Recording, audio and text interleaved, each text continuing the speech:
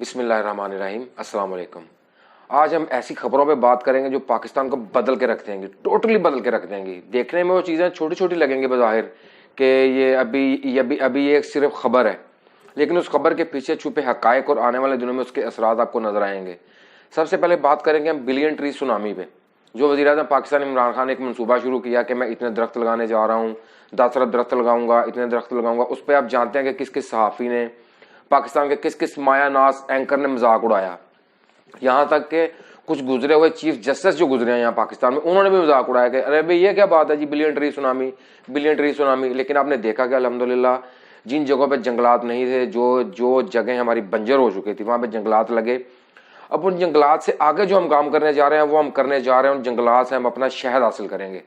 ये शहद इतनी बड़ी मार्केट है पूरी दुनिया में, आप सब जानते हैं कि शहद क्या चीज़ है और अल्लाह ताला ने कुरान पाक में शहद के बारे में क्या इरशाद फरमाया और शहद में कैसे इंसान के लिए शिफा रखी।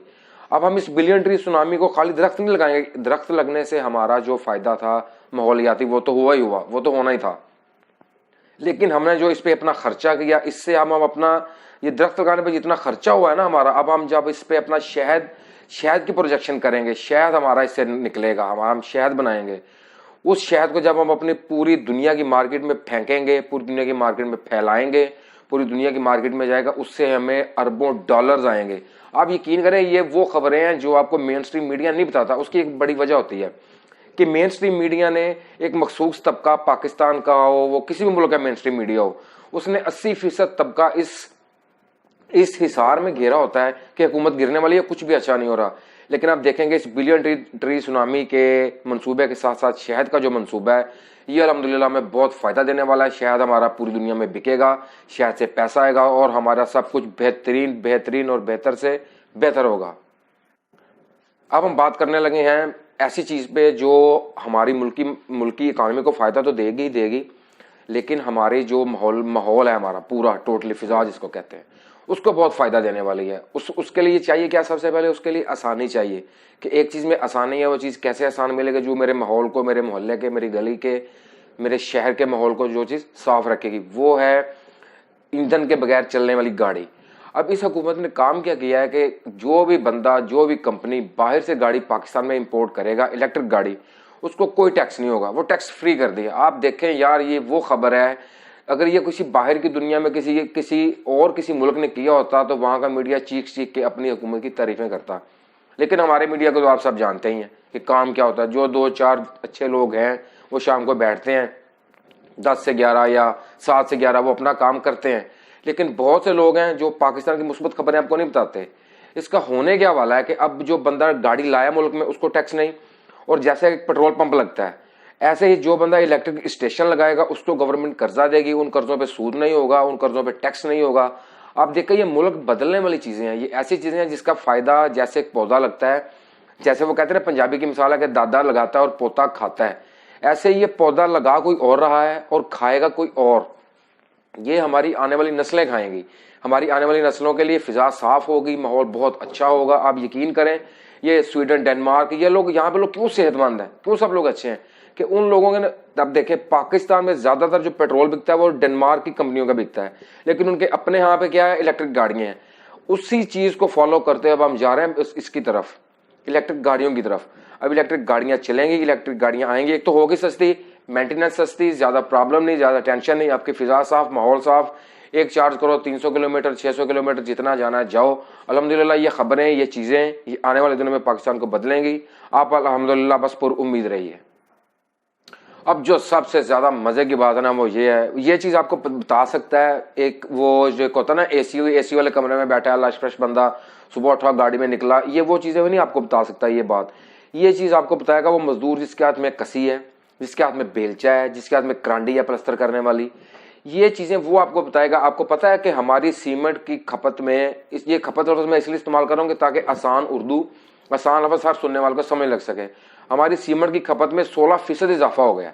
ये 16% जो इजाफा हुआ है, आप यकीन करें कि आपका सीमेंट पिछले हुकूमतों की निस्बत और पिछले साल की निस्बत इस साल ज़्यादा, जबकि पूरी दुनिया बंद पड़ी है, हमारे यहाँ तामीराती शोबे में तरक्की हुई, सीमेंट की खपत ज़्यादा हुई। अब सीमेंट खा तो कोई भी नहीं ना रहा, कि अब ऐसे ही हुकूमत ने खबर दे दी है कि वो जिसको कहते हैं वो जो इदारे इकट्ठे करते हैं शुमारियात कि किस महकमे में क्या अच्छा हुआ, किस महकमे में क्या बुरा हुआ, उन लोगों ने ऐसे ही तो नहीं ना लिख दिया कि 16% इजाफा हुआ है।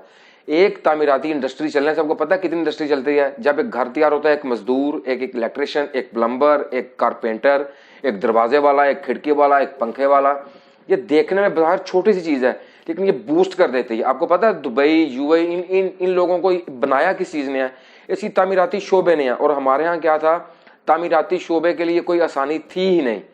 अब किया गया इस हुकूमत ने आने वाले दिनों में और पिछले गुजरे दिनों में, जो बड़े बड़े इंडस्ट्रियल हैं, जो बड़े बड़े लोग तामीराती शोबे में काम करते हैं, उनको कहा कि आप जितनी तामीरात कर सकते हैं करें, आपको टैक्स नहीं। आपको जो टैक्स पिछली हुकूमतों ने इनके ऊपर टैक्सों का बर्डन डाला हुआ था, वो बर्डन इतना था वो बेचारे कंफ्यूज हो जाते थे कि अब मैंने अपनी 10 मंजिला इमारत बना ली है, वो LDA, CDA, ये फलां DA ये गिराने आ जाएगी। ऐसा कुछ नहीं हो रहा। अभी एक आम आदमी भी अपना घर बना रहा है तो अल्हम्दुलिल्लाह ये हमारी इंडस्ट्री चल रही है। इस 16% इजाफे का मतलब है, पहले जहाँ पे लग रही थी ना हमारी 100 बोरी, अभी लग रही है 116 बोरी है। तो ये बात देखने में बिल्कुल छोटी है। देखने वाला जो एक बंदा आम बंदा पाकिस्तान को, उसको आप कहना जी हमारे सीमेंट की जो खपत है उसमें 16% इजाफा होगा, वो कहेगा यार इससे क्या हो गया, यार इससे मुल्क को क्या फायदा है? इससे फायदा भाई ये हुआ है कि हमारी कंस्ट्रक्शन बढ़ी, हमारे मजदूर को रोजगार मिलना शुरू हो गया है, हमारा मजदूर खुशहाल हो रहा है अल्हम्दुलिल्लाह। जो लोग बड़े शहरों में रहते हैं या जो लोग छोटे शहरों में भी रहते हैं, ये चीजें आपको बताएंगे मजदूर। आप किसी मजदूर से मिलिए, उससे पूछिए। आप ऐसा कीजिए ना, जिन लोगों को एतराज है कि ये चीजें ठीक नहीं है या ये झूठ कहा जा रहा है, वो ऐसा करें, वो नए टाउन्स में जाएं, नए इलाकों में जाएं, वो देखें वहां पे घर नए बन रहे हैं, वहां पे नए तामीराती काम हो रहे हैं, नए प्लाजे बन रहे हैं। तो ये सब चीजें क्या है? ये सब चीजें वो हैं जो हमारे मुल्क की रीढ़ की हड्डियां हैं। इससे हमारा मुल्क मजबूत होता है। पिछली हुकूमतों में बिल्कुल काम नहीं किया गया, जरा 0% था ये काम।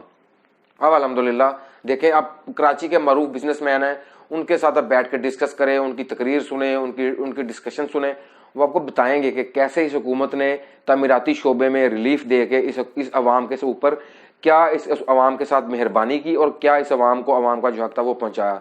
तो दुआ करें अल्हम्दुलिल्लाह ऐसे ही छोटी छोटी अच्छी चीज़ें जो बाजार देखने में छोटी हैं लेकिन पीछे जैसे एक बीज के अंदर पूरा दरख्त छुपा होता है, ये ऐसे ही वो काम है। अल्हम्दुलिल्लाह हमारा पाकिस्तान बहुत तरक्की करेगा और इंशाल्लाह हम बेहतरी की तरफ जा रहे हैं। एक ज़माना था जब बासमती चावल एक घर में पकता था ना गाँव में, तो उसकी जो खुशबू ना वो जाती थी, वो चौथे घर तक पता चलता था कि वो पूछते थे क्या हुआ जी, ये बासमती चावल पक रहा है। हमारे इलाकों का, जैसे कुछ इलाके पाकिस्तान के मशहूर हैं जहाँ का चावल बहुत मशहूर है, लेकिन होता क्या था, लॉबिंग की वजह से हम वो अपना चावल बाहर नहीं भेज पाते थे। वो बाहर जाता था, वो इंडिया जाता था, वो अफगानिस्तान जाता था, वो चीन जाता था, वो जाता था इलीगल तरीके से। लीगल प्रोसेस कुछ भी नहीं था, लीगल तरीका नहीं था चावल बाहर भेजने का। इन लोगों ने, ये जो पिछली हुकूमतें, इन्होंने अपने जिसको कह लें अपने बाहर फ्लैट्स के लिए, अपने बच्चों के फ्लैट्स के लिए, अपने बच्चों के मुस्तकबिल के लिए मेरे और आपके बच्चों का मुस्तकबिल तबाह बर्बाद कर दिया। अभी इस हुकूमत ने जो काम किया वो इतना जबरदस्त है कि पाकिस्तान चावल बाहर भेजने वाले मुल्कों के चौथे नंबर पे आ गया। आप यकीन करें, ये छोटा नंबर नहीं है कि आप किसी चीज में, जैसे सऊदीया के पास तेल है, कुवैत के पास तेल है, अमेरिका के पास तेल है, बरतानिया के पास कुछ चीजें हैं, हम उन चीजों में चौथे नंबर पे आ गए हैं। अब हमारा चावल जितना बाहर जाएगा उतना हमारा किसान खुशहाल होगा, उतनी हमारी ज़राअत बढ़ेगी, उतनी आपकी गल्ला मंडी बढ़ेगी। आप यकीन करें, जैसे जब हमारे जो बुजुर्ग हैं, जब वो छोटे थे, जो चीज़ें सस्ती थी, 10 रुपए में जो चीज़ मिलती थी वो 10 रुपए में क्यों नहीं मिलती? कि इन चीज़ों ने चीज़ें इंपोर्ट बाहर भेजी ही नहीं, 2 नंबर तरीके से भेजी, एक प्रॉपर चैनल से नहीं भेजी। अब अल्हम्दुलिल्लाह प्रॉपर चैनल से काम होना शुरू हो गया है और अब देखें पाकिस्तान का चौथे नंबर पे आ जाना छोटी बात नहीं है, ये बहुत बड़ी बात है। और अल्हम्दुलिल्लाह आप देखेंगे कि आने वाले दिनों में हम इसमें बहुत सारा पैसा कमाने वाले हैं। स्टेट बैंक के ज़खायर 3 साल की बुलंद तरीन सतह पे होने का मकसद क्या है? इसका मतलब क्या है कि हमारे जो अखराजात थे वो कम हो रहे हैं। यानी जैसे आप एक मिसाल ले लें, पहले एक घर का खर्चा था 10,000 रुपया, वो उनका 10,000 खर्चा बनता नहीं था, लेकिन वो करते थे 10,000 खर्चा। उनका खर्चा बनता था 5,000, 4,000, 6,000, लेकिन वो जिसे कहते हैं ना हम उर्दू में पंजाबी में अल्ले तलल्ले, उसमें वो अपना खर्चा 10,000 बना देते थे। ऐसे ही मुल्क के साथ हो रहा था कि खर्चा था 5,000, खर्चा किया जाता था 50,000। एक दौरे पे खर्चा आना था $10,000, उस पर लगाया गया $1,00,000। उससे क्या हुआ? हमारे मुल्क के ज़खायर को नुकसान हुआ। अभी अल्हम्दुलिल्लाह हमारी हुकूमत ने क्या किया, हर शोबे में हर बंदा यूट्यूब देखता है, हर बंदा टीवी देखता है, हर बंदे के पास गूगल है, हर बंदे के पास फ़ोन है। आप सर्च करके देखें, आप जो कंपनी है, जो इदारे ये फैक्ट्स एंड फिगर सामने लेके आते हैं, उनसे पूछें, उनसे सवाल करें, देखें, आपको पता लगेगा कि स्टेट बैंक के ज़खायर बढ़ने की सबसे बड़ी वजह जो सामने आई वो ये है कि इस हुकूमत ने अपने अखराजात में कमी की। वज़ीर आज़म हाउस ने आप देखें ना, कितने सहाफ़ी हैं जो अगर टीवी पे चीखे हैं कि हमें तो जी चाय तक नहीं मिलती, और पिछले ज़मानों में जब ये वहाँ जाते थे वज़ीर आज़म हाउस में, इनको हिरन के गोश्त तक दिए जाते थे यार, ये लोग हमारे साथ करते थे। तो अभी अल्हम्दुलिल्लाह जो ये हुकूमत ने अच्छा काम किया, मेरा और आपका पैसा बचाया, इससे हमारे ज़खायर बढ़े, अल्हम्दुलिल्लाह आने वाले दिनों में हमें इससे बहुत सा फ़ायदा होने वाला है, हमारी रीढ़ की हड्डी बहुत ज़्यादा मजबूत होगी। और अगर आपको हमारी ये बातें अच्छी लगें और ये ख़बरें अच्छी लगें और आप सर्च करके देखें कि हम आपको जो बता रहे हैं वो चीज़ अच्छी है और सच है, तो प्लीज़ हमें ज्वाइन कीजिए। Thank you very much.